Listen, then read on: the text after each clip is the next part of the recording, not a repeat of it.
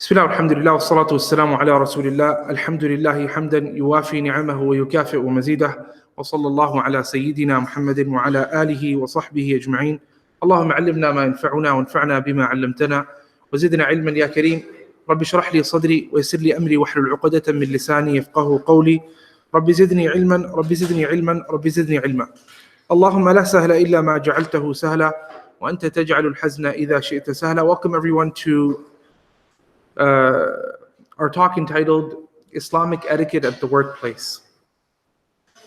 Considering the fact that in our lives, a very significant portion of our lives is spent at the workplace, whether that be for us as managers or as a boss or as an owner or as an employee, all of us, we end up spending a very, very significant portion of our lives at the workplace. Some of us even work two jobs at times, right? So if we're working two jobs at times, we might actually be spending more time at the workplace than we do with our families, okay? And that's the reality of modern life. We might be spending more time at work with our coworkers, with our managers, with our employees than we do with our family members themselves. So the society, the social fabric is made up of the workplace, and it's made up of other segments of our relationships as well, or other types of relationships as well. That means that the family is important, yes, and our neighbors are important, yes. Our uncles and aunties and our social interactions with others are important, yes. But at the same time, it's very important for us to be keen on making sure that our relationships with our coworkers, with people at work, with our managers, with our employees, is also based on the Islamic etiquette, right? Because this is how much time we spend of our lives at work. 8 hours a day, some of us 9 hours a day, some of us, if we have two jobs, or let's say 1.5 jobs, one job in the week and then something on the weekend, we're spending a lot of time interacting with these sort of people, right? With our coworkers and people that we do business with and so forth, right? So much so that one of the things that really took me by surprise and also got me really thinking about this matter was that Allah Azza wa Jal sent a lot of prophets. All of them had the same message: worship Allah and don't worship anyone other than Allah Azza wa Jal. This is the primary basics of the message of every single prophet, and all of them happen to have the same message in this regard, right? But they all also have another aspect to their message as well. Depending on where their people went wrong, they would have a message to correct that wrong, okay? Now, in terms of Shu'aib alayhi salam, one of the things that Allah subhanahu wa ta'ala had sent him for was to correct the way the people do business with each other, right? He told his people, وَإِلَى مَدْيَنَ أَخَاهُمْ شُعَيْبًا, towards Madian, we had sent Shu'aib alayhi salam. And he told his people what? He told his people of worshipping Allah Azza wa Jal, not to worship anyone other than Allah. Then he said, وَلَا تَنْقُصُ الْمِكْيَالَ وَالْمِيزَانَ. And do not, when you're making interactions, don't shortchange the volume that you're giving to other people, and don't shortchange the weight that you give to other people when you're having an interaction with them. And then he started talking about a lot of things related to business, okay? One thing after another, correcting the way this entire community used to conduct business. So a prophet of God was sent to teach people how to interact financially with people. I mean, even Rasulullah ﷺ has given us a lot of principles in terms of how we should financially interact with people and our conduct at business places and so forth. But Shu'aib, literally the very next thing, you would imagine he would tell them to be kind to their parents. You would imagine he would tell them to, give charity. You would imagine he would tell them a lot of other things. But the first thing after worshiping Allah, he said that don't shortchange in your transactions with others, right? So this is extremely important to Allah. That also, his statement, don't shortchange, is just one aspect of the transactions with others, right? There's a complete etiquette of dealing with each other in a workplace, as employees and as employers as well. So today, inshallah, I'm going to be talking about it from both angles, from the angle of the employer and from the angle of the employee as well, right? From the angle of us as fellow workers as well, co-workers as well. So before I start though, it's important to mention that working is something that is really appreciated in Islam. Okay? So much so that the Messenger sallallahu alaihi wasallam said that ما أكل أحد طعاما, no one ends up eating food that, meaning earning money, better than the person who earns it from his own hands, meaning the person who works to earn an income. Because there's always people, and if you look around your own family, you'll also know people that end up relying on other people within their family, even though they're able to work, right? Every family, it has that one or two or three or four, and societies in general have one or two or three or four people who rely upon other people, and they don't end up contributing to society by working, right?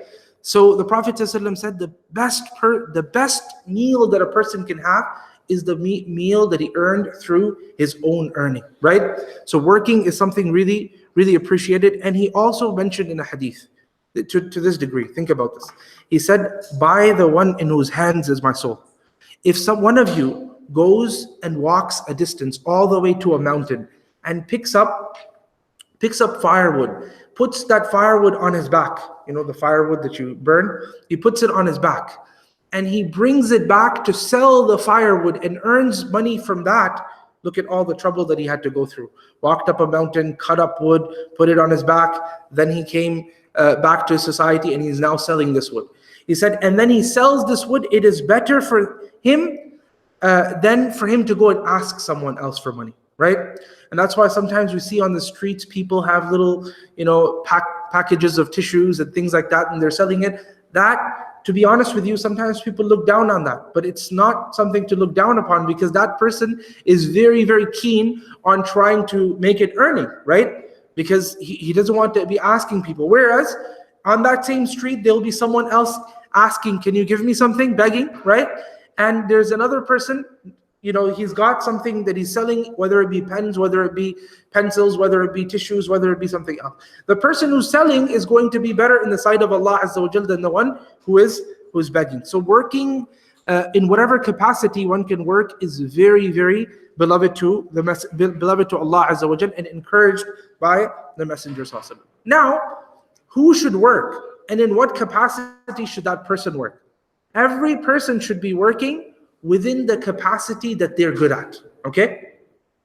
And that's why, and one shouldn't feel shy from telling people what he's good at, okay?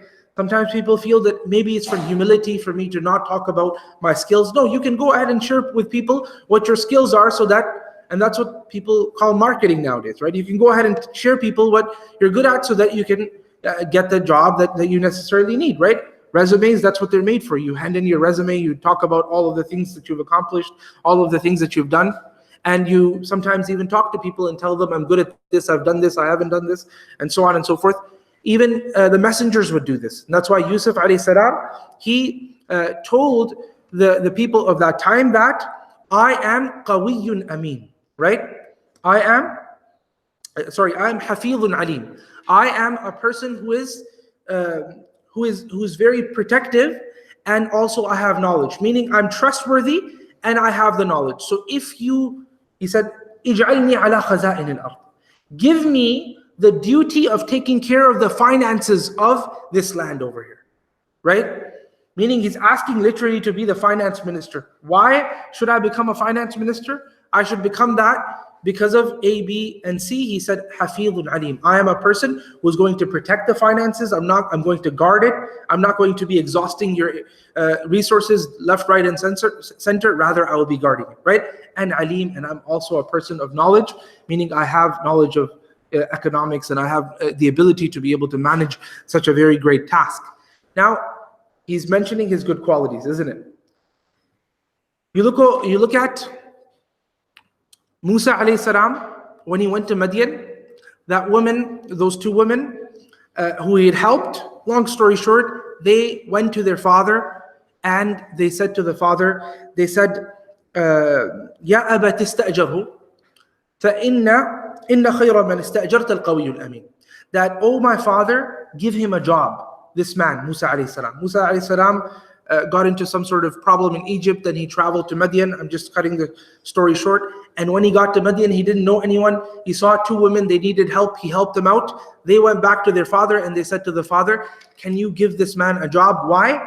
Because he is very powerful, very strong, and he's also very trustworthy as well. From their interaction with Musa AlSalaam, they figured out that he's powerful and he is trustworthy. Now notice, in the case of Yusuf, the qualities that he mentioned is, I'm Hafiz, I'm Halim.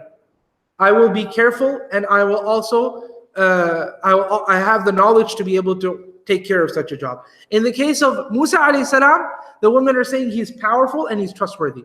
So that also shows you different jobs require different skills. Because Musa AlSalaam, the job he's going to be doing, he was going to become a shepherd. All right? And the job that Yusuf AlSalaam wanted, he wanted to become the minister of finance.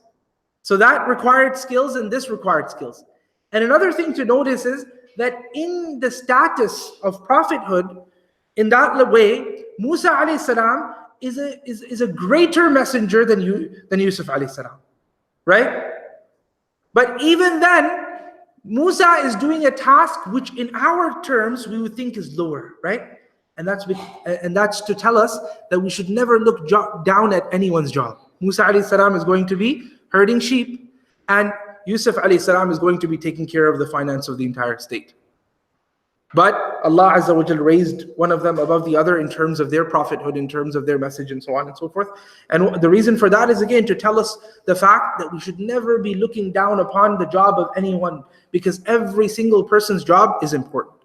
The janitor who's cleaning up, their job is important. The person who's doing the finances, his job is. Every single person has an important role. Without that role, we wouldn't be able to function as a society, right? Now, the first etiquette that I want to share is being easygoing, okay?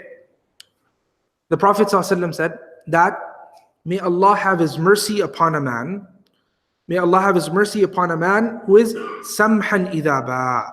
He is easygoing when he sells. And he's easygoing when he buys as well, okay? So when we're dealing with each other financially, sometimes there's ups and downs, okay? And the Prophet ﷺ said, take it easy, basically, all right? You know, perhaps the employer is able to do the job 99% of the time, but that one time he's not able to make it. And we should be easygoing. Perhaps the employee is able to do the work 99% of the time, but that one time there's a human failure, there's a sickness, we should take it easy. Because the Prophet ﷺ said, may Allah have His mercy upon a person who is easy when he buys and easy when he sells. As in, both parties in the interactions should take it a bit easy upon the other, so long as they're generally fulfilling their terms, right? So long as each party generally happens to be fulfilling their terms. Now, this also goes for our interactions with each other as human beings, not just company and employees, right? When we're working with others, when we're interacting with others, sometimes people get so nitty and gritty in terms of repayments, right? You give someone 10 ringgits and they want 10 ringgits and 50 cents, and they want 10 ringgits, they can't even settle for 25 cents. They want the whole 50 at the end of it, right? And the person has just 25. It's not like he wants to shortchange him. It's just, this is what happens to be in his pocket at the moment. If for 25 cents, are you really going to make him walk all the way to a bank machine, take out money, go get change, give you the 25? His time is worth more than that. Okay? So we should be easygoing with one another when we're transacting, when we are giving each other our payments back. Also the other way around as well. You owe someone 10.25 and you only had 10.50.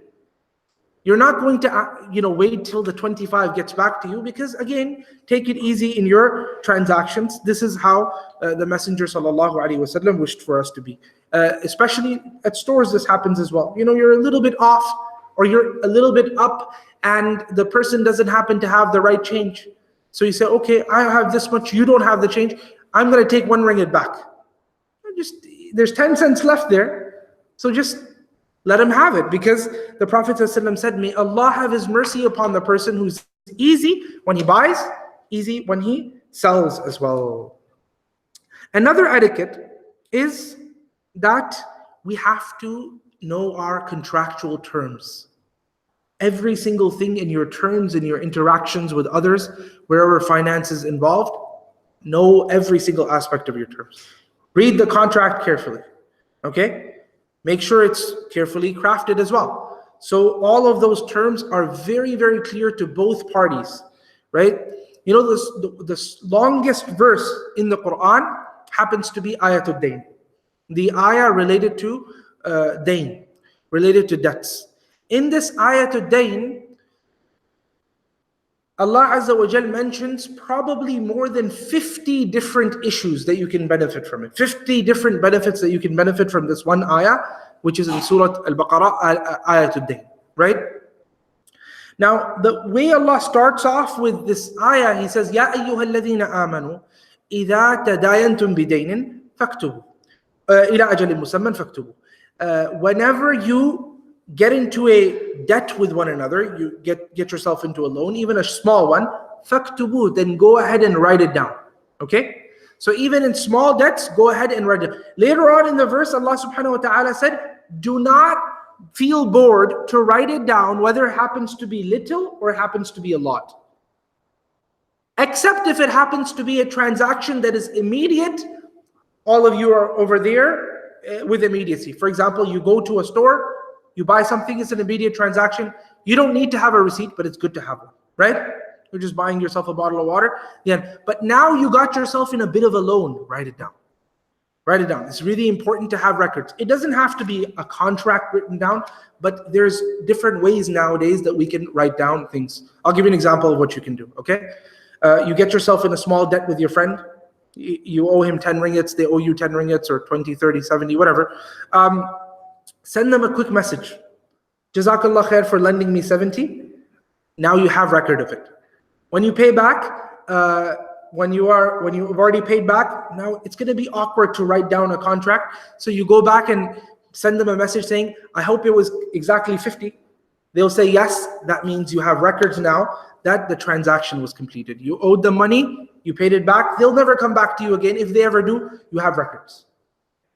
This way you have records. And sometimes even years later this happens. One of my friends called me up maybe 5 years later. He said, you came to the Emirates, you did such and such work, and there was some payment that you had to, that I had to give you. You told me to pick up the payment for you and give it back to you, give it to you. So I said, yeah, that's true. It did happen. But when I looked at my records, I found that we'd already consolidated, we already completed this transaction through one way or another. The point of the matter is that if you keep records, then neither party gets harmed. Someone doesn't end up paying twice, and also there's no quarrels and disputes that you have to worry about at the end. Always keep records in whichever way so that you can avoid that. And generally, as I said, contracts, make sure everything is recorded, everything is written down, and then you have to stick to your conditions. Then you have to stick to your conditions. If there's conditions in the contract, then you have to stick to them as well, because the Prophet ﷺ said, وَالْمُسْلِمُونَ عَلَى شُرُوطِهِمْ. Believers will always be based on the conditions that they agreed upon. إِلَّا شَرْطًا حَرَّمَ حَلَالًا أَوْ أَحَلَّ حَرَامًا. Except a condition which makes the haram halal or makes the halal haram. Other than that, if you have some conditions in your contract, then you have to stick to those conditions, right? Whether that be, I have to give a notice of 2 weeks, 3 weeks, 7 weeks, 10 weeks, 20 weeks. Make sure everything in your contracts, wherever you have them, you have read very carefully and you know of them so that there's no disputes later on. If there's something that you think should be added, add it in when you're getting in the contract. So that, again, everything happens to be very, very clear. Now, there's some guidelines also for people who are employing, right? Because a person may be an employee today, tomorrow may become an employer. And there's guidelines in the Sharia for the parents and the children, right? It's not like children are the only ones who have to fulfill the duties of the parents or the rights of the parents. The parents also have to fulfill the rights of the children. Similarly, it's not just the employees that have to fulfill, also the employers have to fulfill as well. So one of the guidelines that the Messenger ﷺ encouraged was, actually not just encouraged, he made it an obligation, is that you don't get yourself into a contract where you're going to be doing something haram. Okay? You don't get yourself into it. And this is very important, by the way. Always make sure the source of your income is halal. The Prophet ﷺ, he said, لا يربو لحم نبت من سحت إلا كانت النار أولى به. That lahm, flesh that grows on haram, are you listening? Flesh that grows on haram, it doesn't grow larger except that the fire will be more worthy of it on the Day of Judgment. Okay? So if you grow your flesh on haram, right, by eating from income that happens to be haram, then the fire will always be worthy of it. I'll give you an example of how your work could be halal, but there's still something haram in it. Your work could be completely halal, but then you're slacking off in your work. That time that you spend slacking off, that time is going to be calculated in time that you got paid for without actually doing the work. You know, in a large company, it's impossible for people to micromanage. And most companies that micromanage end up failing because there's not enough room for people to work. But what happens when it becomes that way, there's always room for people to, you know, find some space to do something else, find some time to do something else, and waste time that they're otherwise paid for. So when you do that, that moment of your time that you're getting paid for is haram income, right? Even though your general job is halal. That means that the food that you eat from that and the flesh of yours that grows, that inshallah none of you do that, but I'm saying a person that does this, you is rhetorical in English. It doesn't really mean you, it means generally anyone, right? So the person who does such a thing, then that person, Allah's Messenger ﷺ is saying the fire will be more worthy of that flesh that grew on haram. I ask Allah subhanahu wa ta'ala to protect you and I, Ameen, Ya Rabbil Alameen. Afterwards, questions, inshallah. Yeah. So, another adab, another good quality, another etiquette, another manner that the Messenger sallallahu alaihi wasallam guided to is to ensure that the person you are hiring happens to be a Muslim. Okay? Now, one may say that might be religious discrimination, isn't it? That's the thing that will come up. This is not religious discrimination. What's meant by this particular etiquette, and this is, by the way, something that Umar al-Khattab also encouraged as well. This is basically to understand the type of relationships that Muslims have with one another, right? As Muslims, you have your brothers who are your direct brothers and sisters, your blood relatives. And then after that, you have a greater family, and that is your larger Muslim family, okay? Then comes the human family as well. So it's not, if someone has a company and then they hire their blood relative, is that discrimination? That you're not hiring anybody else, you're hiring your blood relative? The answer is no. Nobody would say that. Of course you're going to hire a brother or sister to ensure that they have a job if they don't have one, right? And similarly, we as Muslims believe that all of us are brothers and sisters in faith as well. So because of that, we're going to be making sure that people of our own faith have a work and they have ample income and they're taken care of and looked after, and then we'll continue to look after the rest of humanity as well. And this is something that we have in a hadith in which Abu Musa al-Ash'ari radiyallahu ta'ala anhu, he wrote to Umar al-Khattab and he told him that I have a Christian scribe that I have hired. So Umar al-Khattab said, you've hired a Christian scribe? So he basically told him that you couldn't find a Muslim that could do the same job. And you couldn't find a Muslim that could do the same job. He said, Amir al-Mu'mineen, O leader of the believers, he has his religion and he does what he wants with his religion. He's simply just writing for me. That's all he's doing. So he said to him that basically not to do that. And then he wrote a letter to all of the governors that he had, and he told them all to hire Muslims first and then hire anybody else. Not because, again, of discrimination, but because just as we are a family in terms of our direct relatives, Muslims believe that we are also a family as an ummah as well. This is Anyone that wants to get all the benefits that come with this great family, they can come and accept Islam. We'll give them all the same benefits, right? So that, and in fact, Umar al-Khattab also had a slave. At that time, slavery was still around. Later on, it was abolished. But at that time, he had a slave who was Christian. So he told him, if you accept Islam, I'll give you a job. That's a very good job because I know you're able to do it. He said, I don't want to accept Islam. So he said, okay, then you're free to go. He freed him from slavery. So he wasn't trying to discriminate and oppress this slave. He actually freed him when he said, I don't want to. He said, now you're free to do whatever you want, because he realized this young man is very able. He, because of his ethics and because of his personal conduct and morals, he didn't want to hire him for such a great position, but he also didn't want to fail him to fail in life. So he freed him and he told him, go ahead and do whatever you want. This is the same Umar al-Khattab who discouraged Abu Musa al-Ash'ari from this scribe that happened to be a non-Muslim, right?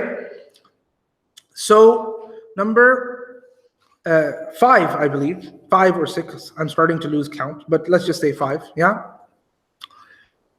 Is that all of the earnings that you see, that you end up acquiring, that goes through your hands when you are working at a place, right? Sometimes you're working in the finance, you're working in the accounting, you're working in perhaps just the help desk, but people come and make the payments there. All of the money that comes through your hands, you have to give every single penny of it.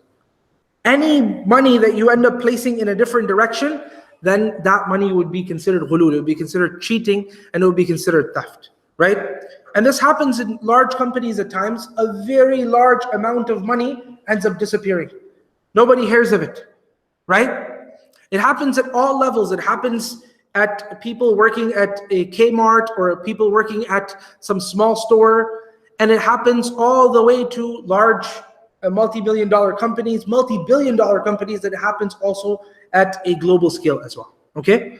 So we have to ensure as Muslims that any money that comes through our hands, we are handing it over to the right people. The Prophet ﷺ said in a hadith, and he gave great reward for this. Imagine this. You know the reward that you get for taking your own money out and giving it sadaqah? The Prophet ﷺ said the same reward will be given to a person who is a trustworthy Muslim treasurer. A trustworthy Muslim treasurer who has money in his hands, and it came to his table and it came to his desk. He could do whatever he wants with it because not everybody knows how much came to him, right? So the Prophet ﷺ said that person who is a trustworthy Muslim treasurer, that individual will be given the same sort of reward as the person who's giving sadaqah. Because he's got this money, there's this thing inside of his nafs telling him, take the money, take a little bit, take $1, take $2, but the Prophet ﷺ said, don't do it. And if you don't do it, if you're able to find your nafs at that time, then it's as if you've given sadaqah. Nowadays, some people steal money and then give sadaqah from it, right? So if you really wanted the sadaqah, this is the sadaqah, don't steal it to begin with. You just make sure it goes in the right direction. The Prophet will assure you the reward of a person who's giving sadaqah. And if a person does this, then this is very dangerous, because the Prophet ﷺ, if a person steals, that is, this money that came to his desk, it's very dangerous. It's very dangerous because the Prophet ﷺ told us that ayatul munafiqi thalath. The signs of a person who's a munafiq are 3. One of those signs is that the person cheats whenever he's entrusted with something. So he has money, he's entrusted with this money, and he's going to cheat with this money. This is one of the signs of a person who happens to be a munafiq. Now, even if you're interacting with someone who's you have a little bit of a feeling that he might be cheating you, the Prophet ﷺ still said, don't cheat him back. Don't do it. Because if you cheat him back, then you will be paying the evil with more evil, and more evil will spread within society. Let me give you another etiquette. Okay? Number 6, I believe, okay? 6, right? Or 6. When you're picking the employee, make sure it's a good employee. And I'm saying this even though most of you are employees, but one day you might be in the position where you're picking the employee as well, right? So when you're picking the employee, make sure he's the right one. You didn't pick him for his the way he looks or the way she looks. You didn't pick them because of the friendship that you have. You didn't pick them because of the fact that, because of any of those other reasons. Now, one may say earlier on, we said you pick a Muslim. What if a non-Muslim is better? In that case, you pick the non-Muslim. The only time where you do that is where you prefer the Muslim, is where you know they're entirely even. There's no difference between them. They've got all the same qualities. They've got the same resume. They graduated from the same place. They seem to have the same track record. Now you have one person who has everything else, but they have one more thing, that is that they're brothers in faith as well. You prefer your brother in faith. Okay, but generally speaking, you give equal opportunity to everyone. Okay, and you ensure that you're picking the best person. Okay, the best person. Why is that? Because the Prophet, it's one of the signs of the Day of Judgment when people start giving jobs to those people who don't deserve them, just because of the fact that they happen to be their relatives, or they happen to be their friends, or they happen to be for whatever reason. The Prophet ﷺ said, إِذَا ضُيِّعَتِ الْأَمَانَةُ فَانْتَظِرِ السَّاعَةَ. When the amana has been lost, then wait for the Day of Judgment. So the Sahaba said, how does the amana get lost, O Messenger of Allah sallallahu alaihi wasallam? So the Prophet ﷺ said, إِذَا أُسْنِدَ الْأَمْرُ إِلَى غَيْرِ أَهْلِهِ فَانْتَظِرِ السَّاعَةَ. When the affair is granted, when the jobs are granted, when the tasks are given to people who happen to be, they're not ready for it, then wait for the Day of Judgment. Number 7 is that the person who's the employee should be given all of his dues. Okay? Earlier on we said that the employee should be ensuring that he does all his job properly. But now, as I said, in Islam, there's not rights for just one person. There's always rights for both parties. You have the right between the husbands and the wives. There's rights for the wives and there's rights for the husbands. The fathers and daughters, or parents and children rather, there's rights for the parents, there's rights for the children as well. Similarly, there's the rights for the employers, and there's also rights for the employee as well. One of the rights of the employee is that they should be paid on time. Okay? They should be paid on time. Whatever time they've agreed upon. Okay? So they might have agreed upon a certain date, the company and the employees. If the payment is late from that date, you have to keep in mind your agreement. That's the point. So the Prophet ﷺ said, أَعْطُ الْأَجِيرَ أَجْرَهُ قَبْلَ أَنْ يَجِفَّ عَرَقُهُ. Give the person his due in terms of his payments before his araq, before his sweat ends up disappearing. Okay? The sweat ends up drying, right? So before that sweat dries, make sure you've made the payments. Why? Because the person's waiting, and sometimes what happens is in some places you don't even end up getting your complete payment. That happens as well. You worked for a long time and then they end up just not giving you because they ran out of money and they're abusing you, they're using you, and so on and so forth. And you end up leaving the place as well. You still haven't gotten complete payment. It happens to people all the time. Look at this. The Prophet said, Allah Azza wa Jal said, so it's a hadith Qudsi, that ثَلَاثَةٌ أَنَا خَصْمُهُمْ يَوْمَ الْقِيَامَةِ. 3 people, I will be the one that will debate on their behalf on the Day of Judgment. I will be like their lawyer on the Day of Judgment. One of the 3 people that the Prophet ﷺ mentioned, that Allah Azza wa Jal mentioned, is that person who's been hired, and the one who had hired him, he got all of the tasks done from him, but he didn't pay him completely. Okay? So Allah said, on the Day of Judgment, this case will be brought before me and I will be the one debating on behalf of the person who wasn't paid his due rights. So if you've ever been wronged and your rights are violated, then remember that there will be a Day of Judgment and your rights will be, insha'Allah ta'ala, granted to you. Allah Azza wa Jal doesn't wish for any rights to be lost. He wishes to ensure that all of his slaves are given all of their rights, so much so that the Messenger ﷺ said, لَتُؤَدُّنَّ الْحُقُوقِ. You will definitely give up all the rights. If you did do it in this life, alhamdulillah. If you don't do it in this life, then on the Day of Judgment, you'll have to give up your rights, the rights. And he said so much so that the sheep which happens to have horns will pay against will have to pay for the violation that it had done against a sheep that doesn't have horns. Because sometimes the ones that have horns, the goats, they go and bang into the ones that don't have the horns. So that violation of rights, Allah's Messenger ﷺ said, on the Day of Judgment, that goat will have to pay for it. Right? This is the justice of Allah Rabbul Izzati wal Jalal. So if you've ever been wronged in terms of a financial transaction, don't worry. Even if it happens to be in some places, people end up stealing entire pieces of land by forging documents. And the Prophet ﷺ said, "Man iqtata'a shibran min al-ard, tawwaqahu Allahu biha yawm al-qiyamati min sab'i aradin." Whoever steals even a handspan worth of land, on the Day of Judgment, Allah will put around his neck the 7 layers of land as a compensation. So if your rights are violated, those rights are never lost. They're just waiting till the Day of Judgment for you to be given access to them, insha'Allah ta'ala. The employee and the employer should both be merciful to one another as much as possible, right? They should be merciful to one another. Because we said earlier on, samhan idha ba, samhan idha ishtara. Easy going when you sell, easy going when you purchase as well. A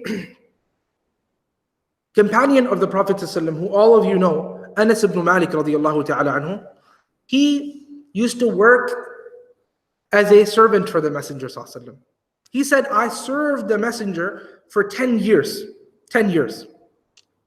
And during these entire 10 years, he never got angry at me. La wallahi ma sabbani sabbatan. He never cursed me, never swore at me. And he never said to me, uff, for anything that I did or didn't do. And he continued and he said, he never told me for something that I didn't do, why didn't you do it? And he never told me for something that I did, why did you do it? Now, of course, this is also a young boy who, of course, the Prophet is training as well. I mean, he's dealing with a person who's around 10 years of age or less than that. So he's considering that as well in the fact that he's that age at that moment, right? But for parents, this is also a good tip as well, because if you notice, the Prophet never asked why. In either case, he didn't ask, why did you do it? And why didn't you do it? And we as parents end up asking why all the time, right? If you have children, what the scholars, they looked at this and said, why did Anas highlight this? And why didn't the Prophet ever say why? Because the logical thing in an adult's mind is to ask the child, why did you do this? And by the way, in some modern educational guidelines, they'll tell you also, instead of saying something to them, ask why. Reason with them. But sometimes at a very, very, very young age, it's not the time to reason with them. Why is that? Because if you ask why, they will get used to lying. And once they get used to lying, then it will be very hard for you to stop them from this habit. Instead of asking why, you can already see there's a problem, you give them a guideline. This is not appropriate, don't do it next time. Don't say why, because when you say why, what's going to happen? They're going to say, I did it because of, and they'll give you all sorts of excuses. And parents that have children young at that age, they know. When you ask why, they'll say, I did it because of A, B, C, and D. And in reality, you're teaching them to lie. You know they're lying, they know they're lying, and you let it go. So now there's a problem. Instead of that, you just give them a guideline. You say, this, now of course, when they get to an age where they're teenagers now, you're going to ask why, because they should be responsible by now. Even by Sharia, they're considered responsible by that age, right? By 13, 14, 15. By that time, most children reach the age of puberty, and 15 definitely, right? So they will be responsible even according to the Sharia. So now you can ask why, because now they should be, but by this time you should have trained them well enough for you to be able to ask them why. Prior to that, they haven't received the training for them to know right and wrong. So you give them instructions instead of asking them why.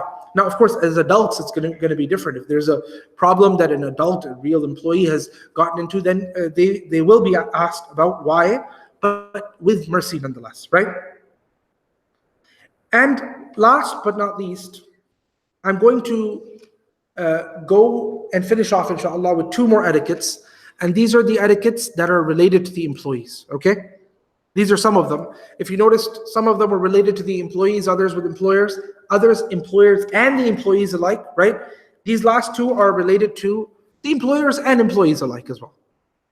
Okay? And what are we, 7 or 8? I think we're at 7 or 8. 8. Okay. Number 8, or whatever number we're at, okay, is that you attempt your best, inshallah, to perfect whatever you're doing. Okay? The Prophet ﷺ said, إِنَّ اللَّهَ يُحِبُّ إِذَا عَمِلَ أَحَدُكُمْ عَمَلًا أَن يُتْقِنَهُ. Allah Azza wa Jal loves that whenever one of you does some work, you perfect that work, right? So whatever you're doing, try to be a perfectionist. This will give you a couple of things. Number one, it will give you the love of Allah Azza wa Jal, and that's enough. You don't have to worry always about a raise. You're going to be working and you're doing something well. Allah's Messenger ﷺ told you that this will earn you the love of Allah whenever you do anything. He didn't say whenever you do good deeds, whenever you worship, even though that should be perfected as well. He's now talking about anything in your life. It should be part of your life. Everything you do, you try to do it as perfect as humanly possible within your capacity. And the second thing is, so what I'm trying to say over here is, you do the good not because you're going to be getting more money out of it, but because you're going to be getting the love of Allah Azza wa Jal. And then that becomes a quality within you. And the second thing that you normally will get in this life as well, because Allah Azza wa Jal deals with the people of ihsan in a way of ihsan. You will either get a raise, you will get a better job, because when you're doing good work, people will notice it, right? Normally in any company, people that are doing a good job, they end up climbing the ladder really fast because people are not blind. You know, in all companies, I would say, based on my experiences at least, there's always the martyrs of the company, right? There's people who just come there to get a salary and go home. They're the ones who, don't end up doing really anything important with their lives. Then there's people who happen to be martyrs of the company. What that means is they end up doing more work than they have to compensate for everybody else's failure, right? Now, of course, the people who are failing, they will be getting a sin because they're getting a salary to do a job and they don't end up doing that job. They give it to someone else to do. But the one who is doing extra work is going to be noticed, and insha'Allah ta'ala, you'll see that such a person will normally be successful in this life. And 2, he'll be earning the love of Allah Azza wa Jal as well. Okay? Last but not least is, don't take advantage of whatever job you have and whatever status you have. Taking advantage of your status and your job is a very, very dangerous thing, right? And the Prophet ﷺ considered this ghulul. He said, مَنِ اسْتَعْمَلْنَاهُ عَلَى عَمَلٍ. Whoever we put on a certain job, فَرَزَقْنَاهُ رِزْقًا, and we give him a certain salary for it, فَمَا أَخَذَهُ بَعْدَ ذَلِكَ فَهُوَ غُلُولٌ. Whatever he takes after that, then he is stealing. Okay?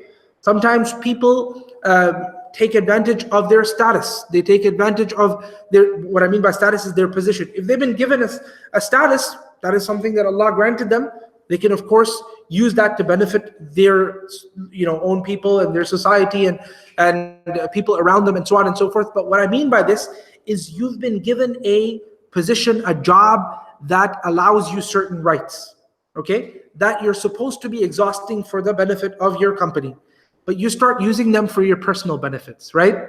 The relationships you make, sometimes people do this in business, sometimes people do this in politics, sometimes people do this in education, all sorts of things, right? So whatever status you've been given, you don't use it, rather whatever position you've been given, you don't use it to earn and hoard. You use it to help the society and the people as much as possible, right? Because whatever you try to do for your own personal gains and benefits, the Prophet ﷺ said that is ghulu, that is theft, that is cheating. So you will be responsible for that on the Day of Judgment and ask for it. And remember, when you cheat and your income happens to be haram, what happens? Allah's Messenger ﷺ said, I told you earlier on, Allah's Messenger ﷺ said that when the flesh is developed on haram, then the fire becomes more worthy of this flesh. Now, of course, inshallah, we wish that Allah subhanahu wa ta'ala makes our flesh worthy of Jannah, inshallah ta'ala. So for that reason, we hope for halal. And by the way, some people have this idea that halal is just food. But that's not the case. Halal is what you earn the food, the earnings that you use to buy the food as well. That's also, there's also halal and haram in that as well. That's very important. As I said in the beginning, that Shu'aib alayhi salam was sent down to make the correction, right, to the society in terms of the way they used to interact with each other financially. And every time I read that, it really puts me into very deep thought. I think that Allah Azza wa Jal, from above the seven heavens, He sends a messenger down to go and talk to a people, tell them to worship Allah and correct their financial affairs. Imagine that. This must be really important, and I'll tell you why it's important. I really dwell on this particular verse, or these verses related to Shu'aib alayhi salam. I'll tell you why it's important. It's important because of the following. When people are cheating in small capacities, then other people also start cheating as well. Let me give you an example. Someone is cheating in terms of how much they're giving of rice for a certain price, right? You buy for 10 ringgits or 20 ringgits a kg of rice method. They make it, 3/4 of a kg, right? 0.75. Now, the person that's buying realized there's cheating happening. Of course, he will also try to use anything in his possible way to try to cheat that person as well. So society starts to cheat one another, or attempts to out-cheat one another. And when society is attempting to out-cheat one another, that quality starts to have a domino effect all throughout society. And then what happens? Then things start to become more and more pricier, right? Then you have the inflation increasing. Then you have less trust in the society, despite the fact that things are becoming more expensive as well. You have less trust within society because people want to pay more money now for the complete product. Before, they should have paid 20 ringgits for 1 kg of rice, but now they want the complete kg, so they pay more to get that complete, and that obviously increases the cost in society. So this domino effect affects the entire society. When it affects the entire society, cheating is still there. People start to lose trust within society. Less and less investments are made within the society, and then you have an economic collapse within society. And when an economic collapse happens within society, what happens next? Then there's chaos. And then you've lost the plot. It's a dysfunctional country and society at that point. All of that happened because one person was cheating with the other. That's why cheating is not permissible in Islam. The Prophet ﷺ said, "Man ghashana falaysa minna." Whoever cheats us is not from us. Why? Because he's affecting the entire society with that one action. And I described to you how that domino effect occurs. It doesn't happen immediately, right? It happens slowly but surely, and eventually you have a society which is completely dysfunctional. The economic crisis is there, the financial crisis is there, and when there's a financial crisis, what happens? Murder, bloodshed, people thieves and theft, and all of these things happen, and now you have a society which is not functioning. That's why Allah Azza wa Jal sent a prophet to correct people's financial affairs as well, right? So it's very important that we are transacting with one another in a way which is as halal as we know to be halal. And it's also very important for us to learn about what a halal way of transacting with one another is. And this is why we attempted to do this lecture. I hope there was, inshallah ta'ala, things to benefit in here. And I ask Allah subhanahu wa ta'ala to grant us the tawfiq to practice, to convey, and continue to learn the religion and deliver the message of Allah Azza wa Jal on to the world. Wassalamu alaikum wa rahmatullahi wa barakatuh.